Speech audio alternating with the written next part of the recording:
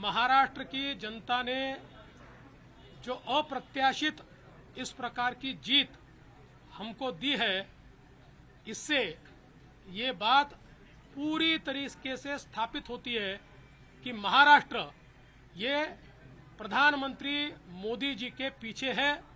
और मोदी जी ने जो नारा दिया था, एक है तो सेफ है, इस नारे को यथार्थ में लाते हुए महाराष्ट्र के सभी समाज के सभी लोगों ने एकता दिखाते हुए महाराष्ट्र में मतदान किया है और इसके कारण ये इतनी अच्छी जीत हमको मिली है। मैं विशेष रूप से हमारी लाडली बहनों का, लाडले भाइयों का, लाडले किसानों का, सभी का बहुत आभार व्यक्त करना चाहता हूं।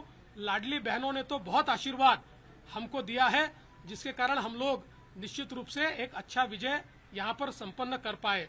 इसके साथ साथ लोकसभा में जिस फेक नैरेटिव को तैयार किया गया था और यहां पर जिन ताकतों ने अराजकता के माध्यम से फेक नैरेटिव को परकोलेट किया था, उनके खिलाफ लड़ने वाली सारी जो राष्ट्रीय ताकतें थी, जो राष्ट्रवादी विचारों की जितनी हमारी ताकतें थी, वो सारी ताकतों ने मैदान में उतरकर उस फेक नैरेटिव को समाप्त कर दिया। इसलिए उन सभी संगठनों का भी मैं आभार व्यक्त करता हूं जिन्होंने ये करके दिखाया। साथ साथ महाराष्ट्र में जो पोलराइजेशन का प्रयास किया गया था और किसी जाति विशेष, धर्म विशेष को, एक धर्म विशेष को पोलराइज करने का जो प्रयास किया गया था, मुझे लगता है वो प्रयास सफल नहीं हुआ, क्योंकि महाराष्ट्र में एक बहुत बड़ी परंपरा है, संतों की परंपरा है। इस परंपरा का निर्वाह करने वाले अलग अलग पंथों के जो हमारे सारे साधु संत हैं, उनका भी आशीर्वाद हमको मिला, जिन्होंने बिल्कुल गांव-गांव तक जाकर अलख जगाया और एक रहने का संदेश दिया, जिसके कारण मैं ऐसा मानता हूं कि एक बहुत अच्छा विजय हमको मिला है। विशेष रूप से हमारे मुख्यमंत्री एकनाथ शिंदे जी, उप मुख्यमंत्री अजितदादा पवार जी, रामदास अठौले जी और हमारे साथ की जितनी छोटी पार्टियां हैं, हम सब लोग एक साथ रहे, एक साथ मिलकर हमने ये काम किया। इसलिए मैं ऐसा मानता हूं कि इस एकता का ये विजय है, जो हमारी महायुति थी, अभेद्य इस प्रकार की महायुति थी, महायुति का ये विजय है, ऐसा मैं मानता हूं। और साथ साथ मैं हमारे प्रधानमंत्री जी का तो आभार व्यक्त करता हूं, उनके कारण ही हमको ये जीत मिली है। लेकिन हमारे देश के गृह मंत्री श्री अमित शाह जी, जिन्होंने महाराष्ट्र में आकर कार्यकर्ताओं में एक ऊर्जा का संचार किया, मैं उनका भी आभार व्यक्त करता हूं। हमारे राष्ट्रीय नेतृत्व, हमारे नड्डा जी है, हमारे राजनाथ जी है, हमारे नितिन गडकरी जी है, इनका भी आभार व्यक्त करता हूं। हमारे जो चुनाव के प्रभारी है, हमारे जो महाराष्ट्र से मंत्री है, इन सभी का मैं बहुत दिल से आभार व्यक्त करता हूं कि पूरी पार्टी ताकत से हमारे साथ खड़ी हुई। और सबसे महत्व की बात है, हमारे नेताओं ने, हमारी पार्टी ने केवल बीजेपी की सीटों पर काम नहीं किया, हमारी पार्टी ने सारे के सारे महाराष्ट्र के जितने 288 सीटें थी, हमारे दोस्तों की सीटों पर भी काम किया। और मुझे ऐसा लगता है कि इसके कारण एक बहुत अच्छा यहाँ कार्य संपन्न हुआ। हमारे भूपेंद्र यादव जी, अश्विनी वैष्णव जी, हमारे शिवप्रकाश जी, इनका भी मैं आभार व्यक्त करता हूँ।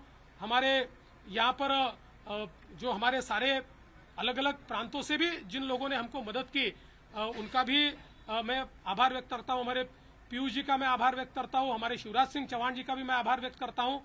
मुझे ऐसा लगता है कि एक प्रकार से सामूहिक रूप से हम लोग जब उतरे, तो ये सामूहिक ताकत एक ऐसी ताकत बनी जिसने दिखा दिया कि महाराष्ट्र ये मोदी जी के ही साथ है।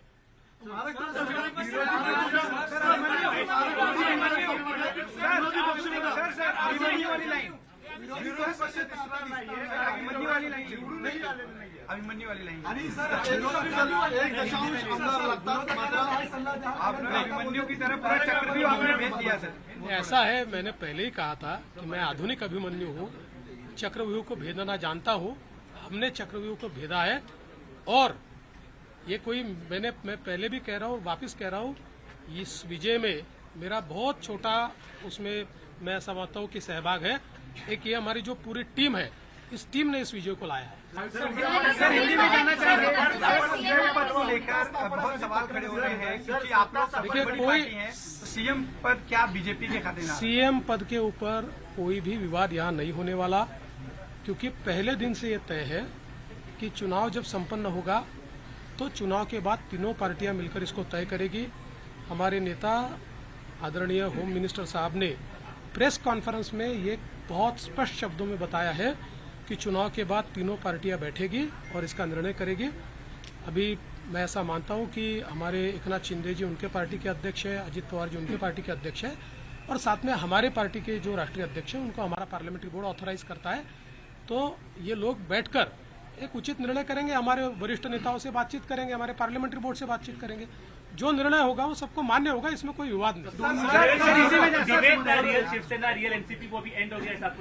मुझे ऐसा लगता है कि एक प्रकार से लोगों ने अपना मैंडेट दे दिया।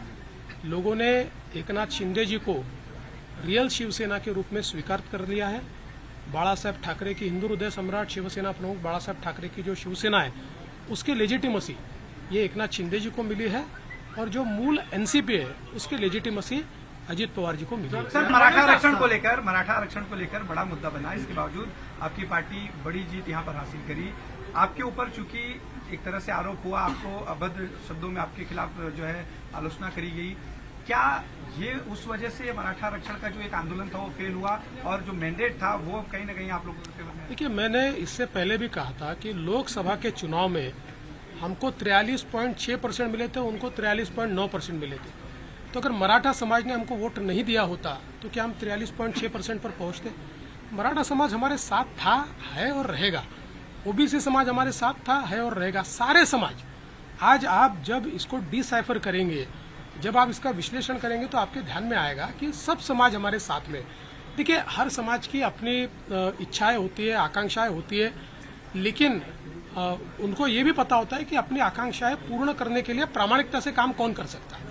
तो लोगों का विश्वास हम पर है। गैर कानूनी जीत ये कह रही है, संजय राउत ने स्टेटमेंट दिया है कि गैर कानूनी जीत है, इस जीत को नहीं मानते क्योंकि जनता आप लोग के खिलाफ थी। और सर, और इसी से एक सवाल इसी पे कंटिन्यू कर लेता हूँ सर, क्या देवेंद्र फडणवीस के रूप में समंदर वापस आ गया है? जो लोग घर किनारे पे बसाए थे बह जाएंगे? देखिए, पहली बात तो ये है कि संजय राउत, इनके ऊपर मैं कभी प्रतिक्रिया देता नहीं हूँ, लेकिन आज आवश्यकता इसलिए दे रहा हूँ। मुझे ये पता है कि झारखंड में झारखंड मुक्ति मोर्चा जीता है तो बहुत लेजिटिमेट जीता है। वहाँ चुनाव एकदम फेयर हुआ है, वहाँ पर इलेक्शन कमीशन ने अच्छा काम किया है, वहाँ पर ईवीएम इतना पक्का था कि वो हैक ही नहीं हो सकता। वहाँ लोकतंत्र का विजय हुआ है। और महाराष्ट्र में अगर हमको लैंडस्लाइड विक्ट्री मिली है तो इलेक्शन कमीशन भी बायस हो गया है, यहाँ का ईवीएम हैक हो गया है, यहाँ पर लोकतंत्र की हत्या हो गई है। देखिए, कभी ना कभी आत्मचिंतन करने की आवश्यकता होती है। जो आत्मचिंतन नहीं करते जिंदगी में वो समाप्त हो जाते हैं। मुझे ऐसा लगता है कि कभी ना कभी आत्मचिंतन करना चाहिए और इस प्रकार से वो बात करेंगे तो क्या लोगों का विश्वास बैठेगा?